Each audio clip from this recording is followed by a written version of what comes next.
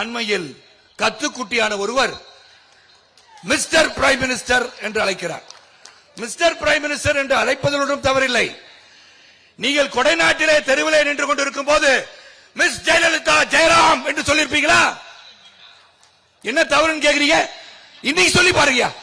புரட்சித்திரை அம்மாவை பார்த்து அவர்களை பற்றி நீங்கள் சுட்டிக்காட்ட வேண்டும் என்று சொன்னால் மிஸ் ஜெயலலிதா ஜெயராம் என்று சொல்லி பாருங்கள். சொல்லி பாருங்களேன். சிங்கம் வேட்டைக்கு மட்டும் போமா வந்து தூங்கிருமா? சிங்கம் வேட்டைக்கு போவானா? வேட்டைக்கு மட்டும் தான் சிங்கம் வீட்டை விட்டு வெளியே வருமா, மற்ற நேரத்தில் சாப்பிட்டு போய் தூங்கிடுவான். அந்த மாதிரி சிங்கமா இருக்கக்கூடாது.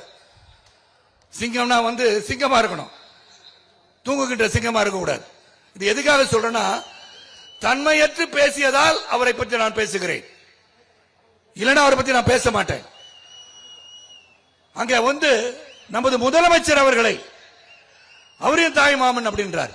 அவர் வந்து மாமா அங்கிள் கூப்பிடுவார். நீங்க என்ன கூப்பிடுங்க, அங்கிள் கூப்பிடுங்க, தாத்தான் கூப்பிடுங்க, என்ன வேணா கூட கவலைப்படல. ஆனால் தரம் என்று ஒன்று இருக்கிறது. You cannot call the honorable prime minister by his name. You cannot call the chief minister of our state by his name. You cannot ridicule them because they elected people. மக்களால் தேர்ந்தெடுக்கப்பட்டவர்கள். நீங்க அந்த மனிதருக்கு மரியாதை கொடுக்கிறீர்களோ இல்லையோ, அந்த பதவிக்கு மரியாதை கொடுத்தாக வேண்டும். அந்த தரத்தை கற்றுக்கொள்ளுங்கள் விஜய் அவர்களே. நீங்க கமெண்ட்ஸ் போடுங்க. நீங்க சூப்பர் ஸ்டார் சொன்னீங்க அப்படின்னும் போது பாராட்டினீங்க, அதே சமயத்தில் நல்ல கருத்தை சொல்லும் போது ஏன் ஏற்றுக்கொள்ள மாட்டேன் என்கிறீர்கள். நீங்க தைரியம் தான் என்கிட்ட வந்து பேசி பாருங்க. என் மனைவியும் மக்களையும் பற்றி கமெண்ட் போடுறதுனால நீங்க ஒன்னும் சாதிக்க போறது இல்ல. இதையெல்லாம் கண்டு பயந்தவன் நான் அல்ல. ஏற்கனவே ஒருத்தர் ட்வீட் போட்டிருந்தீங்க லாங் பேக், உங்க தலையை எடுத்துருவோம் நாங்க. நான் சொன்ன ஐயா எடுக்கிறதா எடுத்துறீங்க, நம்பர் 2 கல்யாண நகர் கொட்டி வாங்க வீடு, அங்க வந்து எடுங்க. ஏன்னா ரோட்ல எடுத்துறீங்க, தலை வேற துண்டா போய் கிடக்கும், வீட்டுக்கு வாங்க.